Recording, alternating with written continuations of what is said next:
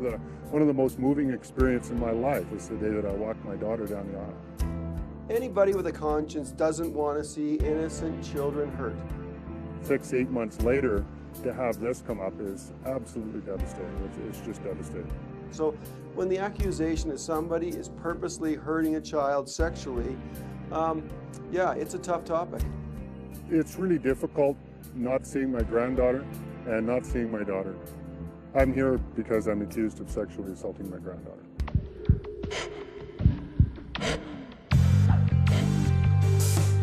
I'm a forensic psychophysiologist. Psycho meaning mind, physiology meaning body. I study how does your mind affect your body. I'm an independent seeker of the truth. Your lie will affect you.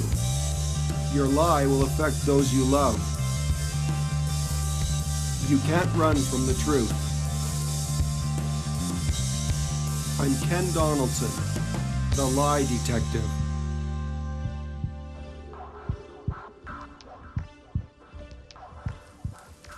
Do you want him runny or not? No.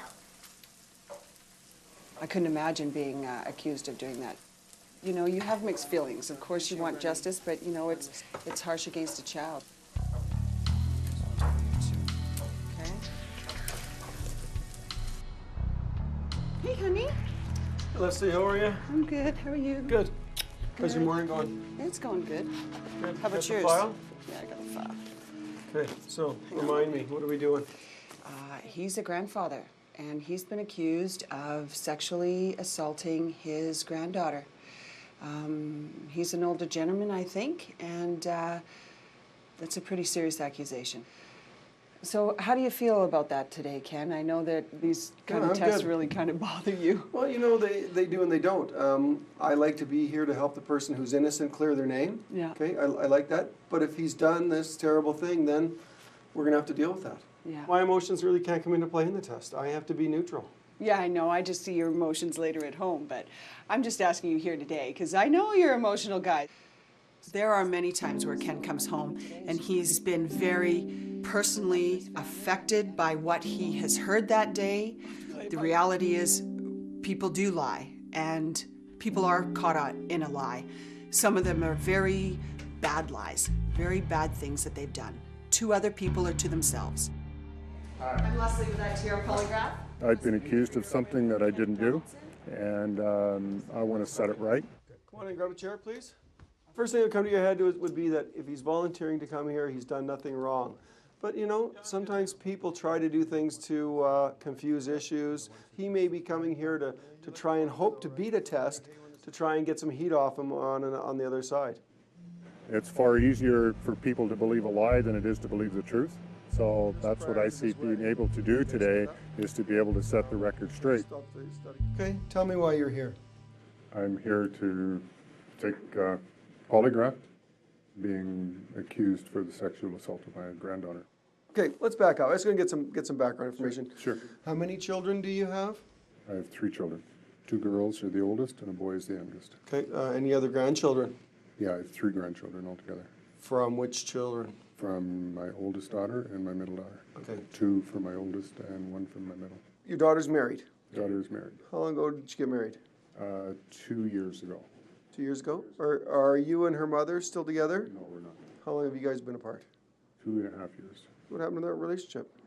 It was my choice. It was not a good relationship for many years, 20-some years, and Oh, you were married for how long? 28 years in total. Yeah. But, you know, I stuck it out because I didn't want anybody else raising my kids. Mm-hmm.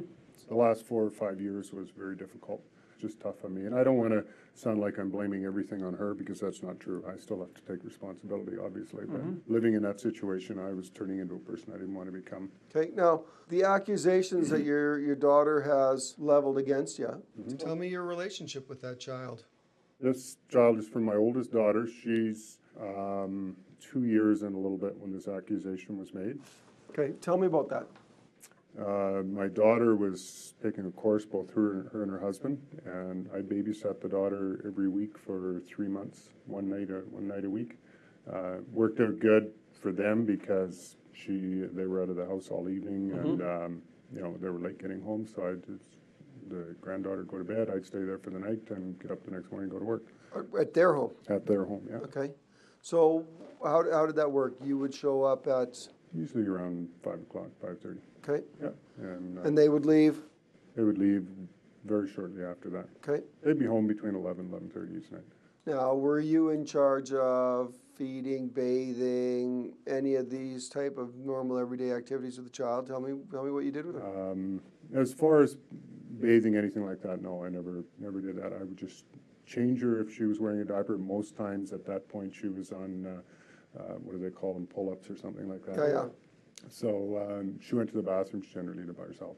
So that child has no siblings? She does now. She didn't then. Okay. How old's the sibling now?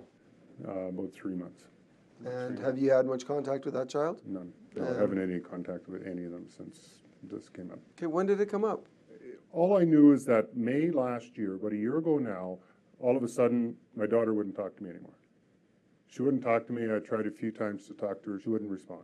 So then in August, the police called me and told me, you know, we understand you haven't talked to your daughter. She wouldn't talk to you for the last number of months. Everybody's keeping you very much in the dark. And I said, yeah. And they said, well, we want you to come in and give a statement. So obviously I had to get the advice of a lawyer. So I called a lawyer, and the lawyer told me, just go in, just tell them, under the advisement of your lawyer, you're not prepared to answer any questions. I went in to the police, they give my statement, responded exactly the way my lawyer told me, and they said, okay, you know, we can't force you to do that, so just leave. So I left, never heard from the police again. So did you ask the police any questions? Well, no. I mean, they asked you for a statement, but you didn't inquire of them. What has been said about me? Who's saying these terrible things about me? I didn't ask them. I didn't know that I could ask them any questions. I'm not saying that they're going to give you any answers. Well, I'm just curious why you wouldn't ask them. Well, I didn't know that they would give me anything anyway. We had a call from a gentleman that wanted to take a polygraph to prove that he had not sexually assaulted his granddaughter. That's a devastating accusation to make against somebody. So when he phoned, he was very short and very brief on the phone. He did not want to spend much time with me talking on the phone. I wondered, what's with this guy? Is he uptight with me? Is he uptight with the company? Is he uptight taking the polygraph? Is he just uptight with his issue? Or am I reading too much into it? Got a letter from my daughter, I don't know, in February or so, and she's obviously very upset. What'd the letter say? Well, the letter just said some things, you know, throughout our lives, you know, you were a good dad, you were, you know, she had some good things in there. She also understood that obviously in raising the children, we did the best that we could, but she also, you know, was very bitter with what she alleges has happened, and basically ended off saying, unless you're going to call me up and admit that you did it, I don't ever want to talk to you again. What's the allegation? The allegation is sexually assaulting her daughter. There's all kinds of ways that people can sexually assault or touch a child. There's oral sex, sexual intercourse, some sorts of sexual interference. Have they given you any indication of what the allegations are? Nothing. I know absolutely nothing of what supposedly had happened. I know absolutely nothing. And I've tried to get answers. I can't get any answers. It's hard to know what to do, really. I go over there and talk to them. Well, you know, you go in the house and before you know it, the way I envision it is there'd be a big argument and a big fight and who knows what. They got 2 young kids in the house. They don't need to be subjected to that. Have you ever been charged with sexual touching of a child, sexual interference, molestation, or any type of a sexual assault against a child? Never. Accused? Never. Never accused? Never. Our kids were all actively involved in the swim club. We were running with kids all of the time. I was a youth leader at the church. Okay. Just tell me in your own words, how has it affected you? Obviously, I was devastated. It's not something that any man would ever want to go through. And I knew that one of 2 things could happen. I can let this thing ruin my head, and it would definitely, I think with any man, tear him apart. or I can spend more time in the Word, more time in the Lord, and quite honestly, that's where my strength has come. I don't want to bring religion in it, but I mean, how did I deal with it? That's how I dealt with it.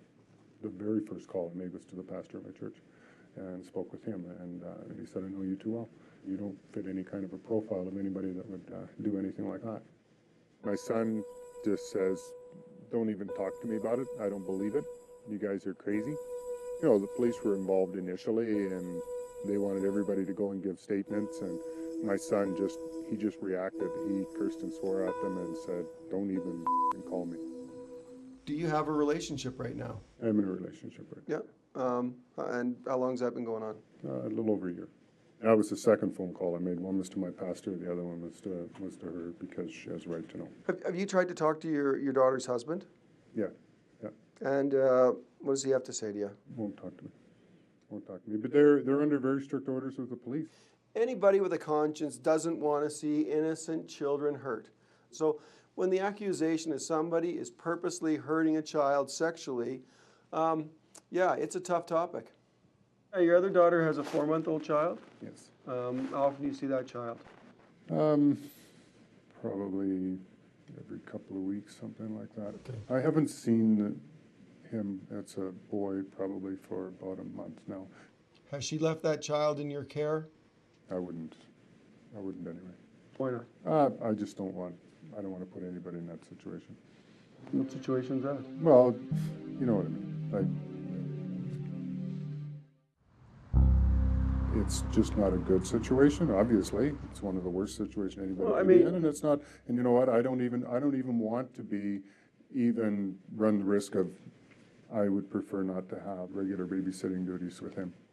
There was one time that we had a client who had been accused of child molestation. This person did, in the end, something had happened when the child was young, and it just broke his heart. Ken came home very quiet that day, and he just went to his room, and he may be 6'5" and a big guy, but he was crying. And I said to him, I'm so sorry. And he said, this is the part of my job that is so hard, because he listened to the heartbreak of this little kid. And for as much as that's an incredibly hard part of Ken's job, those are the kind of people that really need some help and some closure. Let's talk about the questions we're going to use. It'll be a series of 10 questions, and I'll ask them 3 or 4 times. Did you ever sexually touch your granddaughter? Did you ever touch in a way that excited you sexually? Did you ever use your body to touch in a sexual way? Sometimes people will do things that oral sex, or they'll penetrate a child with a finger, or sometimes they use other inanimate objects to do that sort of thing. That's why I asked the question of whether that excited you in a sexual way. I want to give the best test I can. I want to make room for the innocent person to clear themselves, and I want there to be no wiggle room for the person who's guilty. So we're going to design a test that's going to be a little bit tougher today than some of the things we've done lately. Do you currently have any ongoing sexual fantasies concerning children? Did you ever? When all of this first come down, I looked upon it as probably one of the worst things that any man could ever be saddled with. And I had to, at that point, make a decision to take the high road or the low road. But I also knew that this is going to be very difficult for anybody to work through. Where do you turn? I wasn't going to turn in the wrong direction. I turned more into my faith, and I've grown a lot spiritually through this whole process as well. Remove your jacket and grab a seat. I'll put this apparatus on you, okay? The first thing, I'm going to be putting 2 things around your body, one around your stomach and one around your chest to monitor your breathing. Put a couple pads on your fingers to monitor your galvanic skin response, or how much you're perspiring. You'll put a blood pressure cuff on your arm. I'm going to be monitoring your pulse rate out of your artery and your blood volume. This test is about to begin. I'm just going to ask that you sit as still as you can, facing the blank wall, and answer me with a yes or no only, please. Regarding the allegations of sexual assault, do you intend to answer truthfully each question about that? Yes.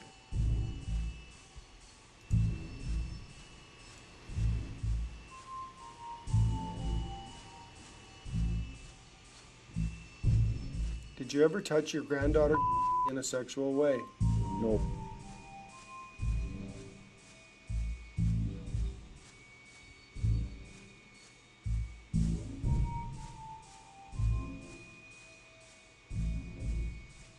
Did you touch in a way that excited you sexually? No.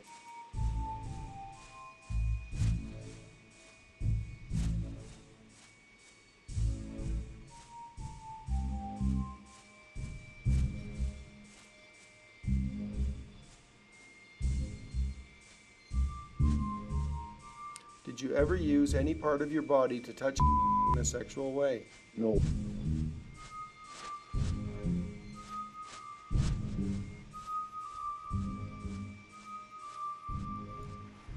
right, that concludes this test. Just relax and I'll come take that apparatus off you. The main thing that I want to do is set the record straight. And if it's up to her now to decide what she wants to do with this information. I don't know what she's basing her decisions on, but I mean, hey, it's her little girl. But I would hope that at some point she'll be able to put it behind us all, and we'll be able to have a relationship. Yeah, there's one still there. At the end, I asked him if any of the questions bothered him. He said no, but I know that they did. I know that when we were talking about questions and creating the question sets, there are questions there that bother him. Obviously, the issue that he's here for bothers him, or he wouldn't be here. Yeah, feel free to go and stretch, have a walk. I'm going to print and score your chart, so I need about 20 minutes, half an hour. Okay.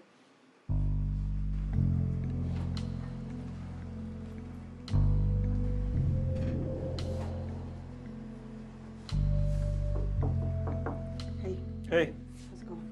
yeah, I'm almost there. Okay, your client's just waiting out in the waiting room? Yeah, I know. I'm aware of that. Yeah. How'd you make out today? Yeah, I'm not quite done scoring the chart, so I'm almost there, just about finished. Okay. Then I'll consult with him. Okay. How's it looking so far? Yeah, it's looking like polygraph charts. Okay. I'm sure my client is anxious, but I'll take my time and I'll score the charts properly. I can't rush these things. Yeah, I just apologize that it's taken me a little bit of time, No, that's but fine. I tell him you'd rather have take my time and get good answers then. Okay. I'll tell him you got a few more minutes, all right? What I'm doing is I'm looking at the breathing pattern. So I'm looking for staircase breathing here. In particular, the breathing is going either up or down. Now, lots of times I'm going to have to go back and to my GSR lines, and I'm going to measure the amplitude of those reactions. Lots of times, too, depending on the reactions, I sometimes will measure the duration of the reaction. And I mark them against other questions. The largest increase here was a question that read, prior to 2004, did you ever lie to a friend about a sexual issue? Bothered him. Prior to 2004, did you ever lie to a close friend about a personal sexual issue? Had a definite reaction. Both in blood volume, galvanic skin response, and a little bit in the breathing. Not so much in the breathing on that question, but on these other two, I see quite a big reaction. What does that tell me? It tells me he's more worried about that than he is about the next question. What's he afraid that I'm going to find out? Is he afraid that I'm going to find out that he sexually assaulted his granddaughter? Or is he afraid that maybe he lied to somebody about a sexual issue in his past? If he's worried about lying to me about other things, that's where he's going to be focusing. But if this question bothers him more than the others, then that's telling me that he didn't do the other thing, because he's not afraid of being caught in that lie. I'm done with your charts, and I'm happy to say that I see no significant reaction to the relevant questions. So I'm willing to say that you're telling the truth about the issue at hand. I'm just going to explain to you a little bit about the report I'm going to send. I will only list the relevant questions on the report that you presented yourself here, that I asked you the 3 relevant questions. Did you ever touch your granddaughter in a sexual way? Did you touch in a way that excited you sexually? And did you ever use any part of your body to touch in a sexual way? And I'll have my opinion there is that you answered no to all those questions, and that you're being truthful to the issue at hand. Okay? Well, thanks. Okay, thanks so much for coming in, and thanks for being honest with me. Okay, thank you. This is a big weight off my shoulders, because before all I had was my word, and people would far rather believe a lie than to believe the truth. And now I have something tangible that I can show them that says he's right, he didn't do it. There was never any charges laid, and that was over a year ago. I've been just going through a divorce, and I think that's where it came from. My ex-wife, again, just trying to get something against me. I can only assume. Nobody's told me that, but I can assume that that is where it came from. I had a really good relationship with my granddaughter and my daughter, and that obviously bothers my ex-wife. That's one of the most powerful charges you can put against somebody, and to have against your character and have him living his life day to day, to have been accused of such things. This was his only hope, to know definitively and to prove without any doubt to somebody else that he didn't do this. Otherwise, if the polygraph wasn't available, how is he going to do that? Just saying you didn't do it is not good enough. Anybody can say they did or didn't do something. For me, taking this test and sending the results to my daughter is going to clearly send a message to her that I didn't do it. This is a good day. You know, it's good to be able to give him those results so that he can go on with his life. Now, how the results are accepted by his family, and in particular the person who's accused him, we'll have to wait and see. But you know what the hardest part was? What? The fact he was accused of it by his own child. I know. Obviously, there's a crack in that relationship somewhere, that she thinks that about her dad. So, or worse, that the dad would have done something like that to a child. Well, you know, sometimes that stuff follows people all for the rest of their lives. Whether they've been convicted or not, people seem to want to think the worst of people.